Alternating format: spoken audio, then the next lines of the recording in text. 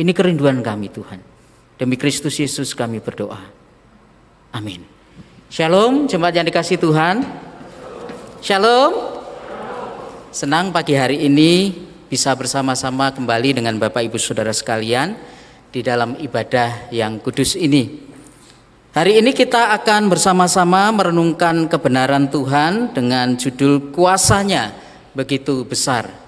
Saya tidak tahu mengapa saya dapat bagian tema ini yang membahas tentang iblis. Apakah saya mirip dia ataukah saya suka dekat dengan dia? Ya. Mari kita bersama-sama mendasarinya dari Lukas pasal yang ke-8. Lukas pasal yang ke-8.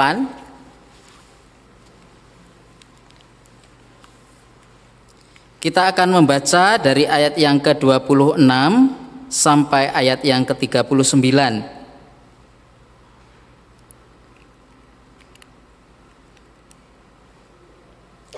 Lukas pasal yang ke-8, kita akan membaca ayat 26 sampai 39 secara responsoria atau bergantian.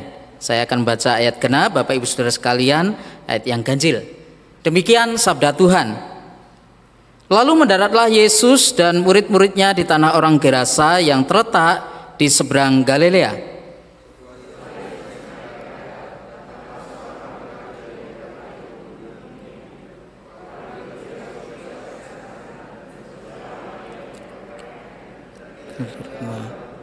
Tapi dalam pekuburan. Ketika ia melihat Yesus, ia berteriak lalu tersungkur di hadapannya dan berkata dengan suara keras, "Apa urusanmu dengan aku, ya Yesus anak Allah yang maha tinggi? Aku memohon kepadamu supaya engkau jangan menyiksa aku."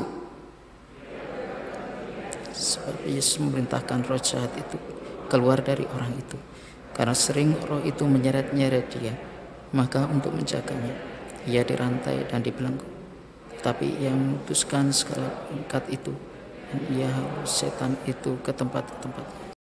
"Siapakah namamu?" Jawabnya, "Legion, karena ia kerasukan banyak setan."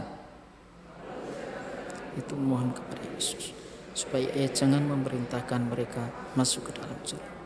Adalah di sana sejumlah besar babi sedang mencari makan di lereng gunung. Lalu setan-setan itu meminta kepada Yesus supaya ia memperkenankan mereka memasuki babi-babi itu. Yesus mengabulkan permintaan mereka. Lalu keluarlah setan-setan itu dari orang itu dan memasuki babi-babi itu. Kawanan babi itu terjun dalam tepi jurang ke dalam danau lalu mati. Setelah penjaga-penjaga babi itu melihat apa yang telah terjadi, mereka lari lalu menceritakan hal itu di kota dan di kampung-kampung sekitarnya. Keluarlah orang-orang untuk melihat apa yang terjadi. Mereka datang kepada Yesus dan mereka menjumpai orang duduk di kaki. Ia telah berpakaian dan sudah beres. Maka takutlah mereka. Orang-orang yang telah melihat sendiri hal itu memberitahukan kepada mereka bagaimana orang yang dirasuk setan itu telah diselamatkan.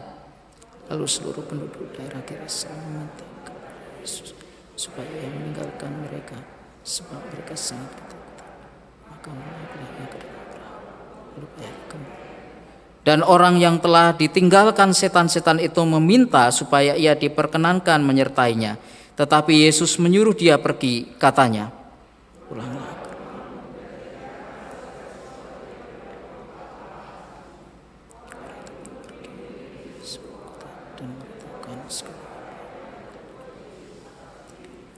Yang berbahagia adalah yang membaca kitab suci, memeliharanya dan melakukannya dalam hidupnya.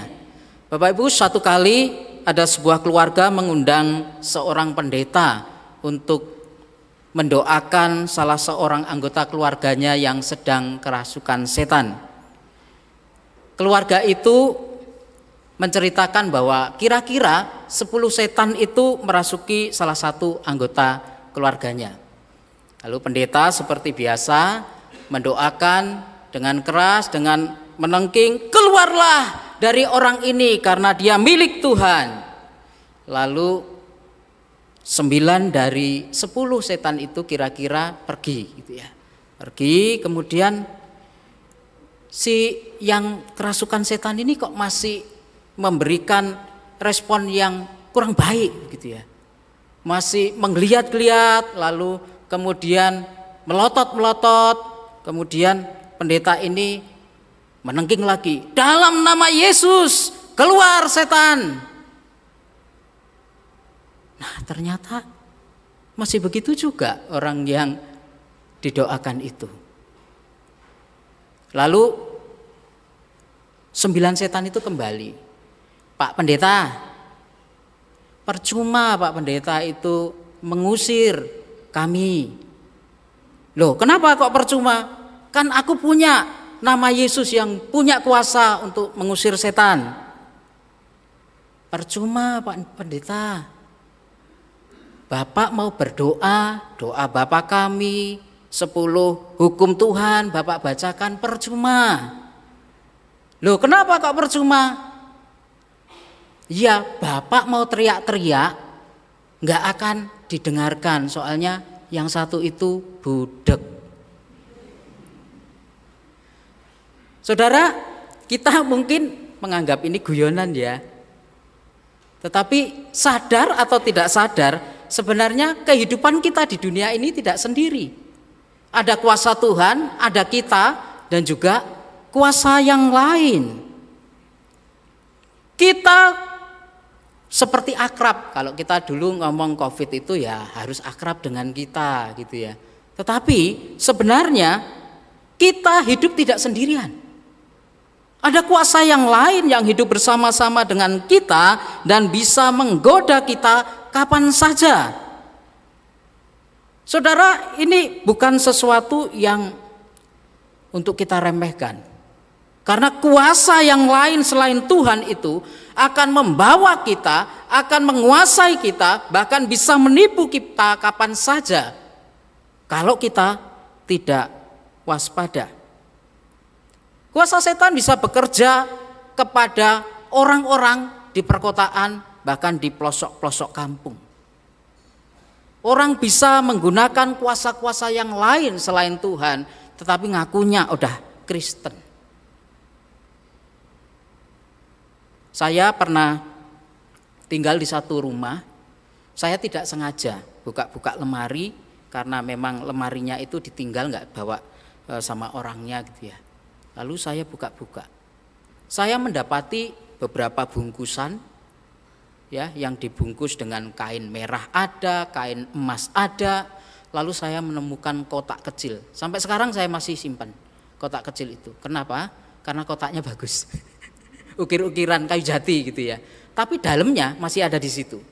Yang lain saya bakar. Bukan saya mau nyimpen jimet ya atau yang lain-lain, tapi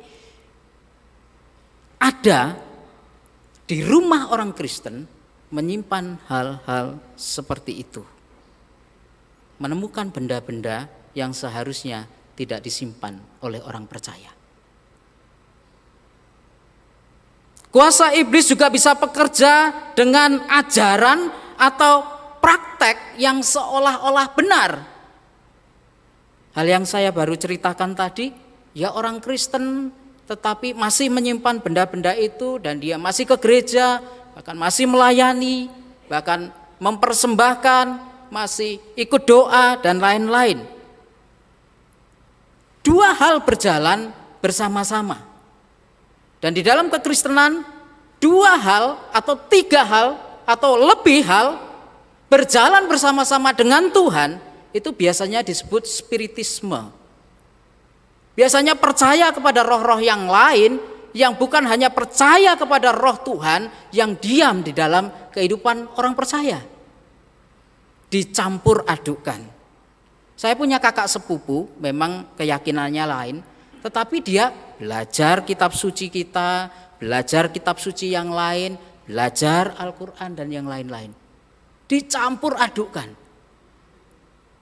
Seolah-olah itu benar. Saya pernah berdiskusi cukup panjang dengan sepupu saya ini dan dia tetap kekeh percaya ini yang benar menurut keyakinannya.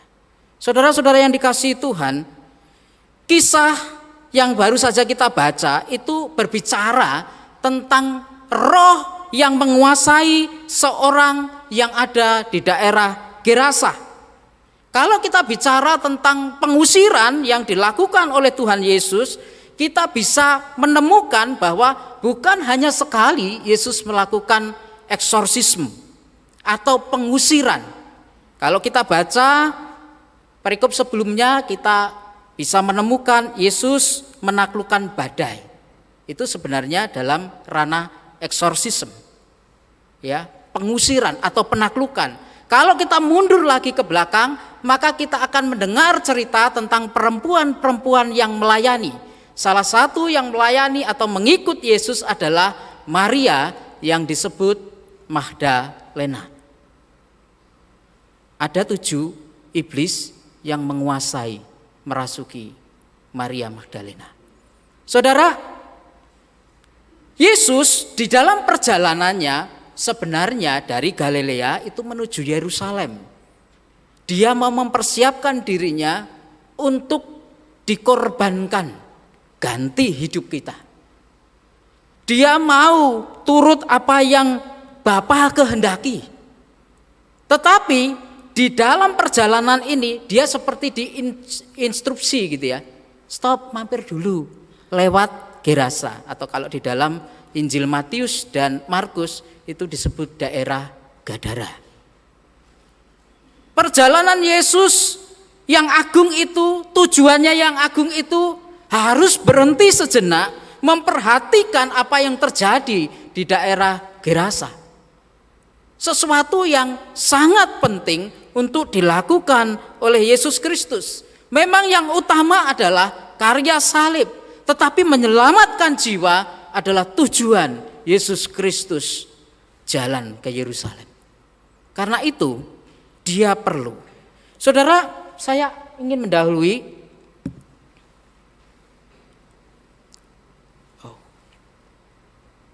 Gak ada monitornya ya. Oke. Tuhan itu berkuasa. Kita tidak berkuasa. Setuju?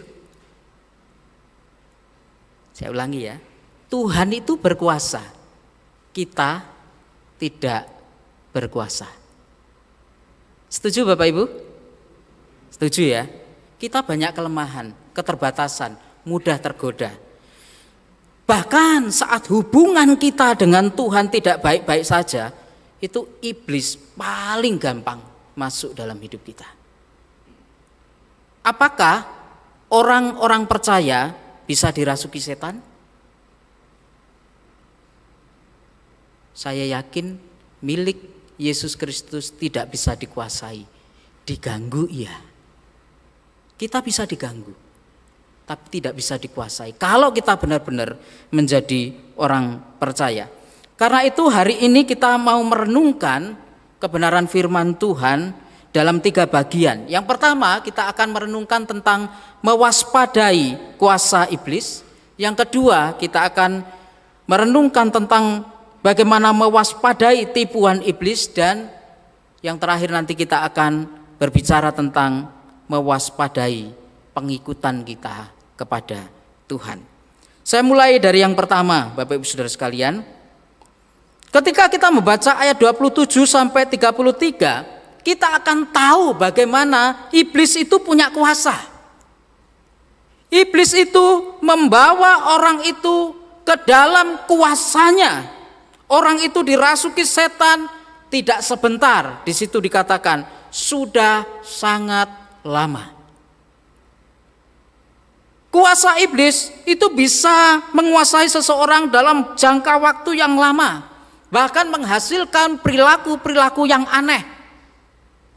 Dia disebutkan di situ orang yang kerasukan setan tidak berpakaian. Orang yang waras, orang yang sehat pasti malu kalau tidak berpakaian, bukan? Dalam konsep Yahudi, orang yang tidak berpakaian itu orang yang lebih rendah dari binatang. Dan nanti disinggung di situ ada binatang babi. Bagi orang Yahudi, babi itu binatang yang najis, yang rendah. Orang yang tidak berpakaian seperti orang yang kerasukan setan itu, dia lebih rendah. dari binatang. Perilaku yang sangat aneh. Dia bukan tinggal di rumah tetapi tinggal di pekuburan. Sekali lagi, bagi orang Yahudi, pekuburan itu tempatnya orang-orang najis. Memang pada waktu itu Gerasa itu termasuk daerah Dekapolis, di mana itu bukan orang-orang Yahudi. Mereka adalah orang-orang kafir menurut orang-orang Yahudi. Jadi wajar kalau mereka piara babi. Tetapi yang tidak wajar adalah secara manusia orang nggak tinggal di rumah, tetapi tinggal di pekuburan. Najis disingkirkan, direndahkan kemanusiaannya. Saudara, kuasa iblis itu juga menyeret orang itu kemana saja dia mau. Sehingga orang itu tidak memiliki kebebasan, dia terikat. Bahkan orang itu diikat oleh orang-orang Gerasa sendiri. Dia bukan hanya diisolir, tetapi dia juga diikat. Tetapi yang lebih penting adalah orang itu sebenarnya terikat oleh kuasa iblis. Saudara yang dikasihi Tuhan, iblis bisa memakai media apapun untuk dikuasai. Karena itu orang yang hidup dalam kuasa si jahat atau iblis itu sebenarnya ada di dalam keadaan kematian, yaitu putusnya hubungan diri orang itu dengan Allah, dan juga bukan hanya mengalami itu tetapi hilangnya kebebasan. Bayangkan saudara-saudara, kalau hidup kita ini sebenarnya bisa bebas melakukan apa saja, menguasai diri, apapun bisa dilakukan dengan kehendaknya sendiri, ini dikuasai yang lain. Kematian, kebebasan. Ini terjadi kepada orang Gerasa ini. Dia kehilangan kewarasannya, bahkan mengalami pemberontakan dari hidup bermasyarakat, bahkan pemberontakan terhadap Allah. Orang ini dipakai iblis dan berkata, "Apa urusanmu, anak Allah? Apa urusanmu, Yesus? Kalau aku mau dirasuki, ya ini kan daerahnya orang kafir, tidak apa-apa kan? Mengapa mesti risau? Mengapa mesti engkau melakukan sesuatu? Harusnya kamu pergi ke Yerusalem saja. Ngapain singgah di sini?" Bukankah lebih enak kita bisa berpikir demikian? Bapak Ibu yang terkasih di dalam Tuhan, orang yang dikuasai oleh si jahat bukan hanya mengalami kematian, tetapi juga menimbulkan kejahatan. Orang-orang di sekitar Gadara atau Gerasa itu takut lewat pekuburan itu, membawa ancaman bagi orang lain, dan juga merugikan. Bukan hanya membawa ancaman, tetapi membawa kerugian bagi pemilik-pemilik babi-babi itu. Kejahatan timbul di sana. Karena itu saya menyimpulkan bagian ini, Bapak Ibu Saudara sekalian. Iblis itu selalu mengambil dari kita. Ia ingin menancapkan kuasanya dan menjadikan kita pengikutnya yang setia. Saya ulangi kalimat ini, iblis selalu mengambil dari diri kita kebebasan kita, hubungan yang baik kita dengan Allah, dan ia ingin menancapkan kuasanya selama-lamanya kalau bisa, dan membawa kita menjadi pengikut-pengikutnya. Saudara, saya punya kakak, saya 7 bersaudara. Kakak saya yang pertama itu hobinya main-main beginian, pasang susuk gitu ya. Karena dia usaha, dia mau cari penglaris, pasang susuk juga. Dia bilang begini, kalau saya bicara sama orang dengan pasang susuk ini, orang akan tertarik. Orang akan tertarik. Tetapi 4 tahun yang lalu, Bapak Ibu Saudara sekalian, anak perempuannya meninggal dalam usia kurang dari 30. Saya tidak menghakimi. Tetapi mungkin itu cara Tuhan mengingatkan dirinya. Iblis itu meminta, mengambil. Ada harga yang harus dibayar. Iblis bukan hanya mengambil, tetapi menancapkan kuasanya. Kadang-kadang Bapak Ibu Saudara sekalian, kita di dalam kehidupan sebagai orang percaya membungkus kuasa kejahatan itu dan kita pakai dengan bungkus agama. Doa puasalah, sedekahlah, kita bisa pakai itu semuanya.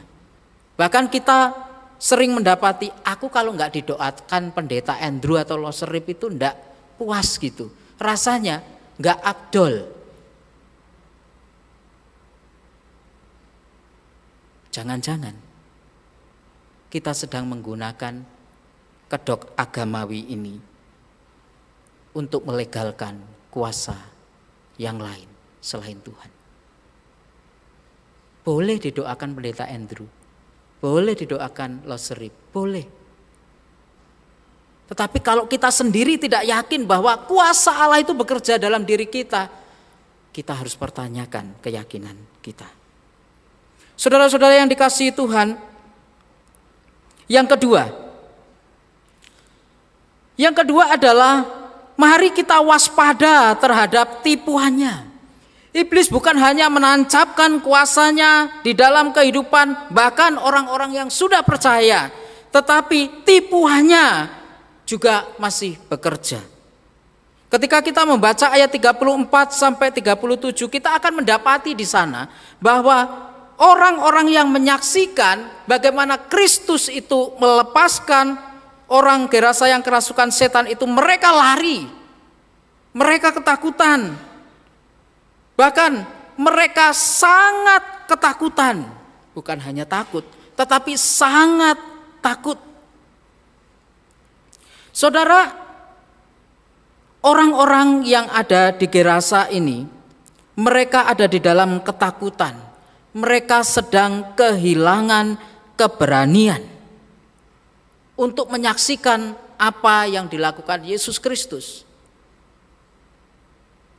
Mungkin mereka takut kepada apa yang dilakukan setan-setan itu terhadap orang Gerasa, atau mereka sendiri tidak pernah melihat peristiwa seperti itu sebelumnya. Banyak pemikiran mengenai kenapa mereka takut. Tetapi yang pasti mereka sedang takut kehilangan apa yang mereka anggap berharga. Apa yang mereka miliki? Mereka peternak babi. Bagi mereka itu usaha mereka. Bagi mereka itu identitas kekafiran mereka. Itu yang berharga dari diri mereka.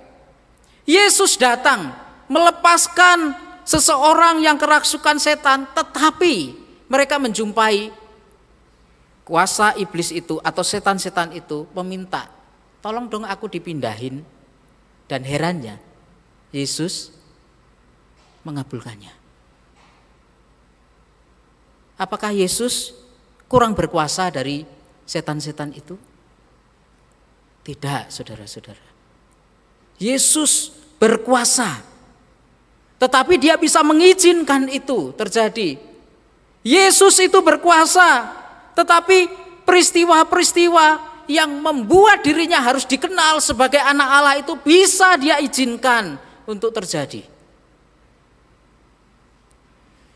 Saudara yang dikasihi Tuhan, karena itu mari kita waspada terhadap iblis. Sebab pengaruh yang tertua dari dia, yang ditinggalkannya, yang diwariskannya sampai hari ini adalah tipuan-tipuannya. Iblis bukan hanya punya kuasa, tetapi iblis itu jagonya menipu. Kalau kita membaca di Kejadian pasal yang ketiga ayat 1 dan juga 4, kita akan mendapati manusia pertama itu tertipu oleh iblis. Mengapa? Memang karena kesombongannya. Tetapi tipuan iblis itu mempengaruhi mereka. Mereka ingin menentukan apa saja dengan pilihan sendiri, baik dan jahat, untuk mereka sendiri. dan dipilih sendiri, dilakukan sendiri, sebab mereka tidak lagi taat kepada Allah. Kesombongan itu timbul dari hati yang ingin menentukan arah hidup sendiri. Mereka sudah dengar firman Tuhan, bukan tidak dengar. Apa-apa yang menjadi aturan di Taman Eden itu sudah mereka dengar, tetapi mereka tidak mau taat. Mengapa? Karena tipuan. Saudara, satu kali teman saya pelayanan di wilayah timur, ya, Jawa Timur. Kemudian dia naik bus, ditawari sama penjual-penjual yang naik bus itu. Ini jam Rolex, ini asli. Ini asli nih, coba lihat, periksa dulu. Lalu teman saya ini tergoda untuk membeli. Lumayan kan, jam Rolex cuma 700.000, mana ada jam Rolex 700.000. Dia beli. Kemudian coba, itu kan masih jalan toh, berarti mesinnya masih bagus. Nah, singkat cerita Bapak Ibu Saudara, sampai di kampus, ya, teman saya ini periksa jamnya. Oh, seneng dong, Rolex gitu ya. Diperiksa, loh mati, nggak jalan jamnya. Dari situlah dia sadar, aduh, aku kena tipu. Teman-teman yang lain kemudian datang, lalu melihat, wah ini palsu, ini palsu. Saudara yang dikasihi Tuhan, dalam kehidupan kita, iblis itu selalu menyerang kita dengan tipuannya. Mungkin kita anggap, oh ajaran yang benar. Kita sering mendengarkan KKR kesembuhan, mujizat terjadi, ada, oh kalau mau berobat lebih cepat sembuhnya, datang ke ini, gitu ya. Satu kali ada di daerah Sulawesi Pedalaman, ada seorang anak bernama Selvin. Dia disebut dokter kecil. Dia menyembuhkan orang dengan doa Bapa Kami. Bagus ya, rohani banget loh, doa Bapa Kami. Tapi setelah itu dia bawain air minum, nanti diminum ya sampai di rumah. Banyak yang sembuh, saudara-saudara, banyak yang sembuh. Saudara, iblis itu bisa melakukan seperti apa yang Tuhan bisa lakukan. Membuat tanda, membuat mujizat, bisa iblis. Bukan hanya Tuhan yang bisa melakukannya, tetapi ujung-ujungnya dia mengambil dari diri kita. Keyakinan kita terhadap Allah, kesetiaan kita terhadapnya diambil. Belum lagi iblis seolah-olah mungkin bisa memberikan kesembuhan, tetapi sebenarnya iblis juga bisa melakukan tindakan menyakiti. Saudara, kita ingat peristiwanya Ayub. Dia mengalami sakit yang luar biasa. Semuanya sakit. Bahkan Alkitab mencatat disentuh bagian manapun sakit semuanya. Dia bisa memberikan penderitaan kepada manusia. Saudara, iblis bisa menipu dengan memakai media apa saja. Apapun, benda yang membuat kita menarik. Seperti warta yang ditulis hari ini, Suara Gembala, Bapak Ibu sudah baca? 3 ta. Tahta, harta, wanita, atau pria. Pada dasarnya semuanya itu netral, baik pemberian Tuhan. Tetapi kalau kita teralihkan dari apa yang penting dari hidup kita, maka 3 ta itu bisa menjadi media bagi iblis untuk menipu kita. Hidup kita hari-hari bisa hanya memikirkan harta saja. Yang belum punya pasangan, kita mikir pasangan saja.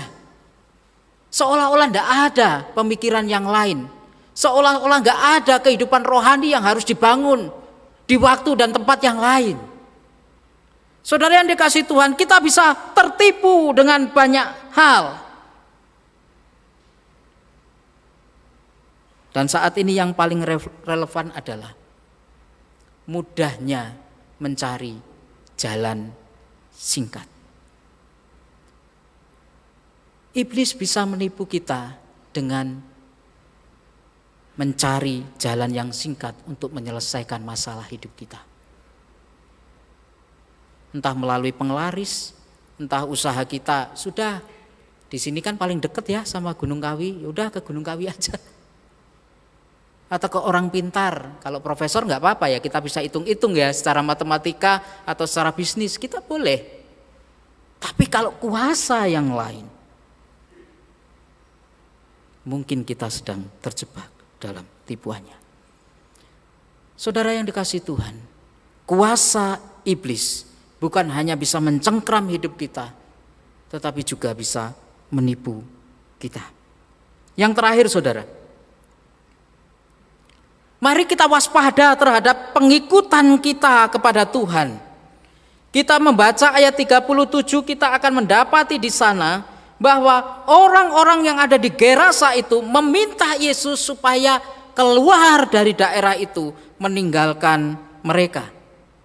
Yesus datang menyeberangi ombak badai bersama dengan murid-muridnya menuju kepada Yerusalem, dan dia harus diinstruksi di situ, harus berhenti di situ dan melepaskan seseorang yang kerasukan setan itu. Artinya iblis meninggalkan orang yang kerasukan. Tetapi mereka, orang-orang Gerasa itu meminta, tinggalkan kami. Kehadiranmu merugikan. Kehadiranmu membuat kami tidak punya pegangan dengan ajaran barumu. Saudara yang dikasihi Tuhan, kata meninggalkan di situ sebenarnya menarik untuk kita selidiki. Kuasa iblis itu terlepas dari seorang yang mengalami kerasukan itu. Tetapi mereka meminta Yesus meninggalkan mereka karena mereka lebih penting kepada babi-babi. Mereka tidak menghargai satu manusia yang disebut oleh Lukas ini menjadi waras. Dia berpakaian, dia diizinkan Yesus untuk pulang ke rumah, tinggal bersama dengan keluarganya, diterima secara sosial. Ternyata orang-orang di Gerasa tidak menginginkan itu terjadi. Kata kuncinya adalah tinggalkan. Orang yang hidup di dalam kebebasan mengalami perubahan. Bukan hanya ditinggalkan, tetapi dia mengalami pembebasan. Di situ ada kalimat, jangan jatuhkan kami ke dalam jurang maut, kata iblis begitu. Tetapi ketika Yesus melakukan itu, ada satu orang yang diselamatkan. Saudara-saudara, ini peristiwa yang penting. Ini adalah titik balik di mana Yesus melakukan pekerjaan penyelamatan kepada manusia. Maka perubahan hidup terjadi. Orang itu menjadi waras dan dia ingin hidup sewajarnya. Mungkin hari itu dia masih dicurigai. Mendapatkan pekerjaan juga masih susah. Mungkin dia juga penjaga babi-babi seperti yang lain yang menolak dirinya. Tetapi Yesus mengatakan, pulanglah, pergilah, hiduplah sewajarnya.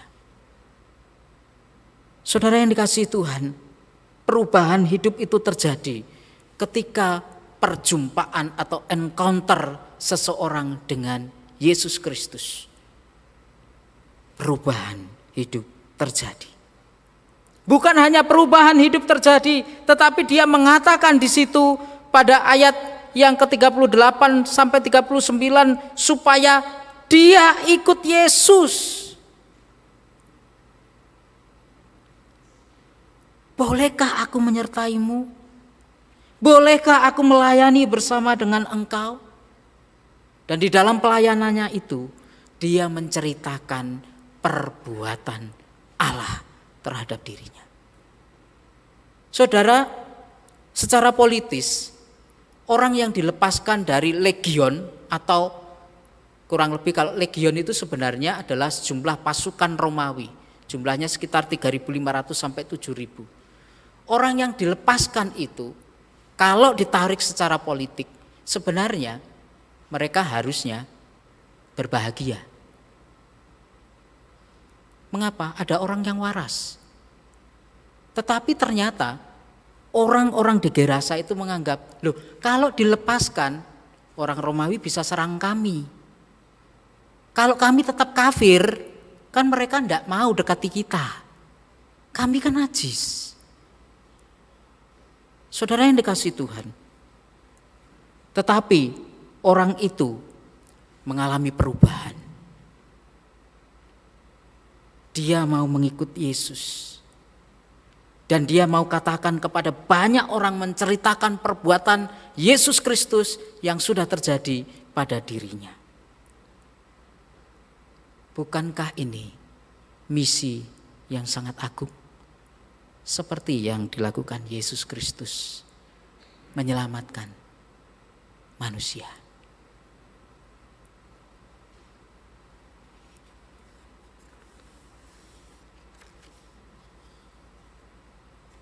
Jadi tahu kekuatan setan itu penting, saudara-saudara.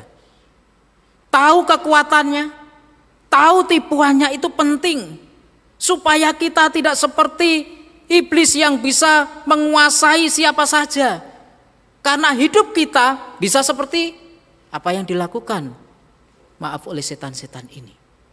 Kita bisa menguasai orang lain, seperti yang dilakukan oleh orang-orang Gerasa, mengikat orang itu dengan rantai karena membahayakan mereka, merugikan mereka.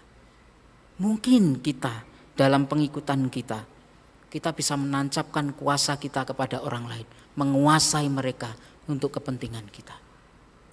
Atau kita tidak peduli seperti orang-orang Gerasa pada umumnya pada waktu itu. Ketidakpedulian terhadap kemiskinan, ketidakpedulian terhadap kesesatan yang dilakukan oleh orang lain, bahkan orang yang kita kenal di dalam keluarga kita. Tidak peduli pengajaran-pengajaran di dalam gereja, yang penting aku datang ibadah, aku ikut doa, selesai. Kita tidak belajar firman Tuhan dengan baik. Tidak peduli terhadap apa isi ajaran-ajaran yang kita dengarkan, yang kita tonton di media sosial. Saudara yang dikasihi Tuhan, ketidakpedulian akan menghasilkan kehidupan yang menghancurkan. Saudara, kita lihat ketika iblis itu merasuk kepada seseorang, dia pasti merusak seseorang. Ketika iblis merasuk seseorang, akan merusak seseorang. Karena itu, mari kita sadari tentang kuasa iblis yang bisa menyerang kita kapan saja. Mari kita waspadai tipuan-tipuannya. Sebab kekuatan di luar Tuhan seringkali bisa memikat kita dan mengalihkan perhatian kita dari urusan terpenting, yaitu mengikuti Yesus dengan setia. Yakobus 4 ayat 7 mendorong kita bagaimana kita bisa mengikut Dia dengan baik. Tunduklah kepada Allah. Tunduklah kepada kehendaknya. Tunduklah kepada ajarannya. Bahkan seperti ayat pembimbing kita untuk petunjuk hidup baru. Sadar, waspadalah. Iblis itu sedang berkeliling mencari mangsanya untuk diterkam. Melalui kuasanya, melalui tipuannya. Dan yang paling penting adalah waspada terhadap pengikutan kita kepada Tuhan. Sebab kalau kita tidak peduli lagi kepada sekitar kita, tidak peduli lagi terhadap iman kita, terhadap segala sesuatu yang bisa kita lihat, kepada penyesatan-penyesatan, kepada hal-hal yang membawa kita mengalihkan perhatian kita kepada Tuhan, kita lebih berbahaya daripada setan-setan. Iblis itu berbahaya, tetapi manusia jauh lebih berbahaya jika tahu Tuhan tapi tidak mengikut Tuhan dengan setia. Tahu Tuhan tetapi tidak peduli suaranya. Tahu Tuhan tapi tidak melakukan kehendaknya. Tahu Tuhan tetapi tidak benar-benar ikut Tuhan. Karena itu berkonsentrasilah bukan pada iblis, tetapi berkonsentrasilah pada pengikutan kita kepada Tuhan. Saya akan menutup dengan kalimat ini, Bapak Ibu. Kuasa iblis itu terbatas karena dia ciptaan. Dia kan malaikat yang jatuh ya. Iblis itu terbatas. Dia diperintahkan keluar oleh Tuhan Yesus, keluar dia, pergi. Bahkan dia sudah disediakan tempat untuk dihakimi. Kuasa iblis terbatas, kuasa Allah tidak terbatas. Dan itu dibuktikan dengan peristiwa di Gerasa. Dengan peristiwa yang kita alami tiap-tiap hari. Dengan apa yang dilakukan di atas kayu salib. Allah itu berkuasa. Dan kuasanya tidak terbatas. Tidak peduli kita apakah setia atau tidak, kita diselamatkan. Tidak peduli apakah kita baik atau tidak, kita diangkat jadi anaknya. Kuasa Allah itu tidak terbatas. Karena itu, mari kita hendaknya tunduk kepada tangan Allah yang tidak terbatas. Mari kita berdoa. Tuhan, kami sudah mendengar suara Tuhan. Biarlah Roh-Mu bekerja lebih luas, mengingatkan kami untuk waspada. Iblis itu punya kuasa. Bahkan Yesus sendiri ditawari, dunia ini diberikan kepada Yesus oleh iblis. Tuhan, ajarkan kami waspada terhadap tawaran-tawaran atau kuasa-kuasa atau pemberian-pemberian yang bukan berasal dari Allah. Itu pasti dari yang lain. Tuhan, ajar kami waspada untuk tipuan-tipuannya. Mungkin itu seperti hal yang benar untuk kami kerjakan. Tetapi mungkin saja kami sedang mempersembahkan kesetiaan kami kepada yang lain yang bukan Allah. Tuhan, jangan biarkan kami tertipu. Tetapi biarlah kami terus tunduk kepada Tuhan, tunduk kepada kehendak-Mu, tunduk untuk terus setia mengikut Engkau, melayani Engkau, bahkan menghasilkan pembebasan-pembebasan orang-orang lain yang kami persembahkan kepada Kristus, mereka yang terlepas dari ikatan-ikatan, penderitaan, ketakutan, kekhawatiran, bahkan mereka mungkin sedang dicengkram oleh kuasa yang lain selain Tuhan. Kiranya Tuhan, kami boleh produktif menjadi murid-murid dan pengikut-Mu untuk hormat dan kemuliaan-Mu. Demi Kristus Yesus kami berdoa. Amin. Tuhan memberkati.